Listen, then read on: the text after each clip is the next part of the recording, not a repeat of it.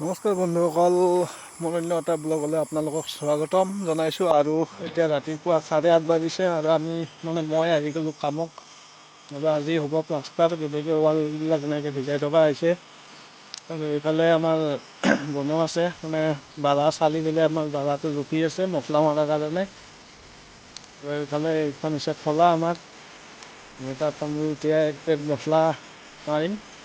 এক প্লেট মছলা মাৰি কিনে আমি প্লাষ্টাৰত লাগি যাম আৰু। এইফালে আমাৰ মিস্ত্ৰী কাপোৰ এইফালে পানী মাৰি আছে। আৰু এইবিলাক নহ'লে এইটো হৈছে এটা বেলেগ ৰুম, এইটো ৰুমৰ প্লাষ্টাৰটো কমপ্লিট হৈ গ'ল।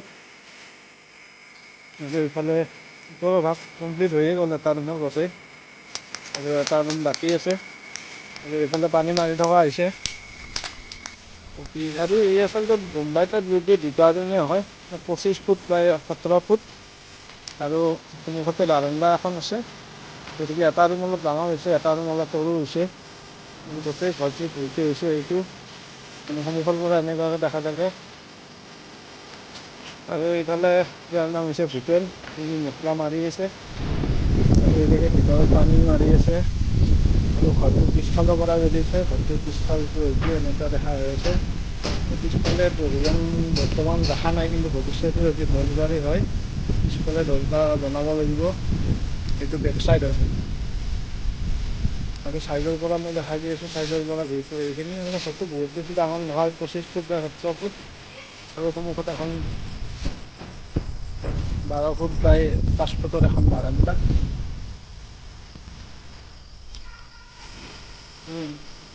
বালা আজি চেছ, গতিকে আৰু নতুন বালা লগাব ধৰিব। নদীত পানী ডুবি লাগিব। এইফালে তলখিনি হৈছে প্লাষ্টাৰ কৰা, এতিয়া আমি তলৰ ফালে প্লাষ্টাৰ কৰিম আৰু। এইফালে যোৱাকালি অলপমান লিণ্টাৰটো বনাব বাকী আছিল প্লাষ্টাৰ, গতিকে সেইখিনি বনাই থকা হৈছে। এইফালে এইখিনি যোৱাকালি কৰা আছিলে, এইফালে তলৰফালে আমি এতিয়া আৰম্ভ কৰিম। এইখিনি যোৱাকালি আছিলে, অলপ বাকী আছিল, এইখিনি ফিনিচিং কৰি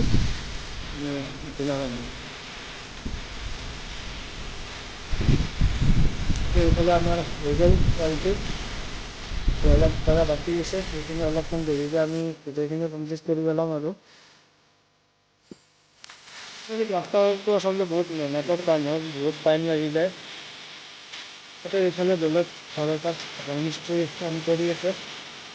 আৰু এইবাৰ ফিটিং কৰা নাই, আচলতে ইয়াৰ আগতে ঘৰ এটাত ফিটিং লাগিছে, গোটেই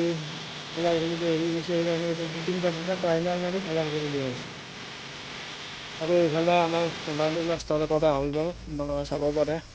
আচলতে